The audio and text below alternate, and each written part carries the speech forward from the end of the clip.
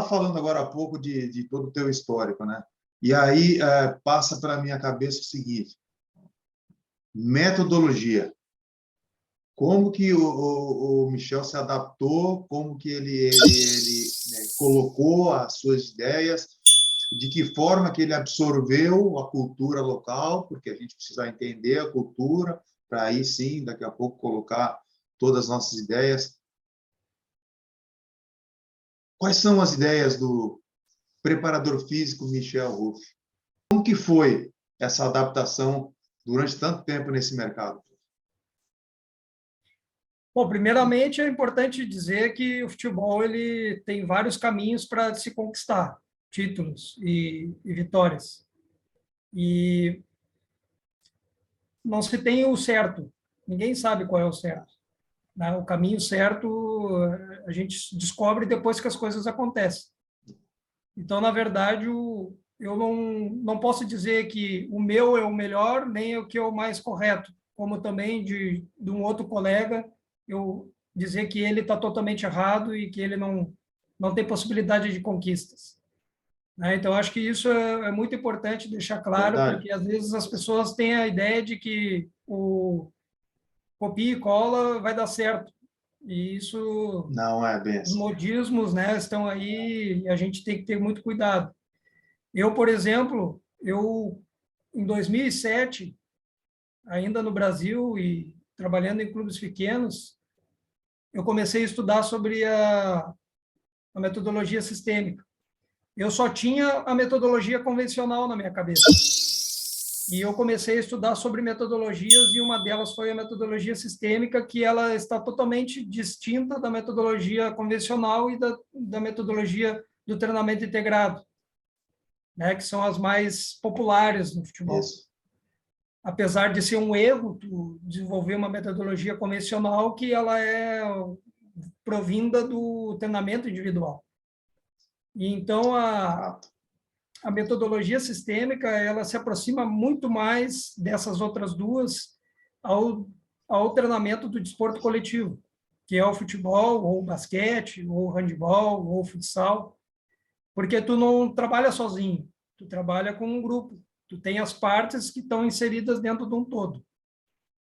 Então, a partir dali, eu comecei a estudar, comecei a palestrar sobre metodologia sistêmica. E quando eu conheci o Beto, eu tive a oportunidade Beto Almeida, né, nosso amigo, eu tive a oportunidade de colocar essas ideias em prática. Alguma coisa eu já fazia em termos de treinamento integrado, né, tentando aproximar tudo o máximo possível da especificação do jogo.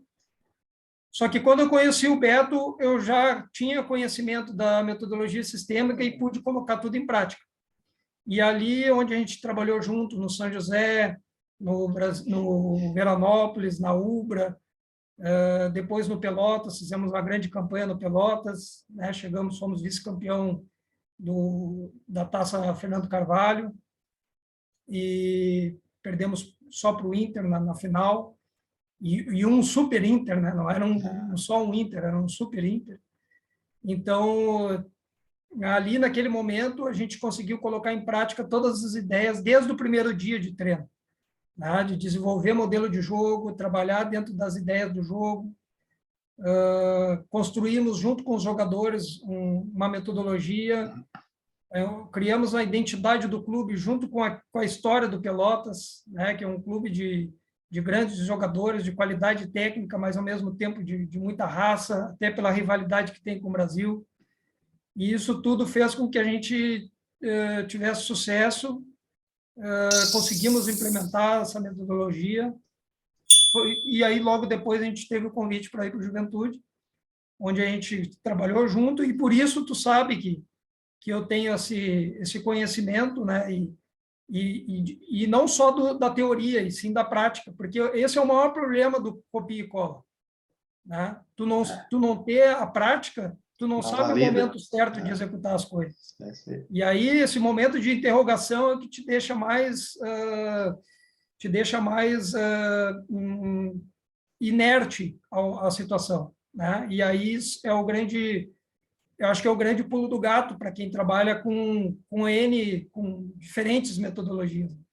Eu, quando cheguei no Metalist, eu tive uma quebra de paradigma, porque eu vinha de todos aqueles anos trabalhados com metodologia sistêmica, e eu encontrei um outro tipo de metodologia. Encontrei uma metodologia do leste europeu do treinamento integrado, né? Então, toda aquela visão que eu tinha, eu acabei tendo que desligar a chave e ligar a outra chave.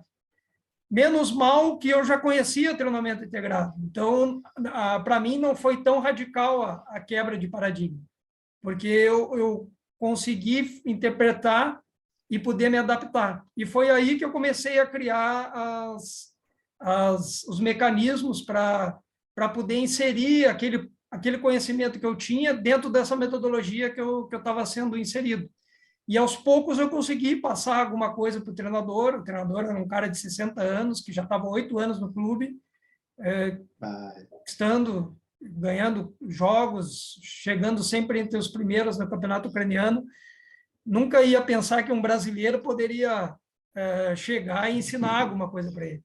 Então, para mim, foi muito difícil, até pela questão cultural também, frio, alimentação, língua, né? Então, eu tive que me preparar primeiro para depois poder ajudar. Né?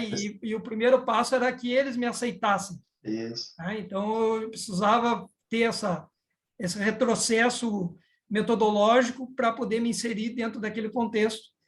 E foi aí que eu consegui ter êxito, porque aos poucos eu fui criando mecanismos nos aquecimentos, nos trabalhos técnicos, com dinâmicas de passe, colocando eu ia observando aquilo que se destacava dentro do modelo de jogo do treinador e ia executando essas tarefas nos aquecimentos, nas dinâmicas de passe, e isso começou a ter resultado. E eu comecei a transferir os exercícios em cima das situações de jogo que nós estávamos tendo êxito, né? Como movimentos, triangulações que eu desenvolvia com as dinâmicas de passe e começaram Tinha a uma ser... relação com o jogo. Exatamente. E eu consegui subtrair isso e mostrar para o treinador, e a partir dali eu consegui ter êxito. E, ao mesmo tempo, comecei a fazer esses estudos que eu comentei contigo, das cargas, do controle de cargas do treinamento, algo que já vem evoluindo bastante, né? E que depois a gente vai comentar. Mas só para dar sequência a esse assunto da metodologia, depois nos outros clubes que eu trabalhei, eu tive experiência com N metodologias, né? Por exemplo, eu tinha te comentado dos treinadores que eu trabalhei no Xerife, né? Lá eu trabalhei com treinadores de 4 nacionalidades. O moldavo... 4 escolas. Exato, várias escolas. O moldavo, que foi o que me levou, nós trabalhamos juntos 3 semanas, depois ele acabou saindo do clube. O croata, um tecnicista, não repetia um treino, todos os treinos tinha que ser diferente, né? Só que modelo de jogo zero, porque se tu vai mudar todo dia o teu exercício, né? Dificilmente tu vai conseguir desenvolver uma ideia. Depois eu trabalhei com um dos melhores treinadores que eu trabalhei na parte metodológica, que foi o Bruno Irles, um cara que jogou no Mônaco da França, ele era francês, ele jogou no Mônaco da França, e ele era um cara que sabia muito de metodologia sistêmica. E ele sabia tanto de metodologia sistêmica que ele não ficou muito tempo no clube, porque os caras não entendiam nada. Que é outro problema também.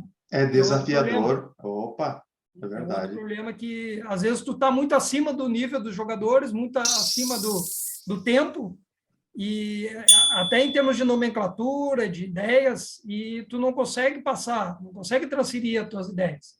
O jogador tem muita dificuldade e precisa muito tempo para que isso tenha resultado. É verdade. Então, talvez na França ele conseguiria, mas na Moldávia já era mais difícil, porque o Xerife era o melhor time da Moldávia e precisava ter resultado. Não se existia processo, se existia resultado. E aí, logo depois, vem o italiano, totalmente diferente, porque o italiano é treinamento integrado puro, é um chute no gol e 2 voltas no campo correndo com frequência cardíaca acima de 180, né? É o físico e o técnico e o tático, tudo sendo trabalhado separado, e com ele foi bem complicado trabalhar, porque o italiano ele é muito sanguíneo e ele quer ser o cara, né? Sim. Os italianos são Ele é o trabalham dessa centralizador, forma, né? centralizador, e foi bem complicado trabalhar com ele, mas a gente conquistou também, a gente foi campeão da Copa da Moldávia,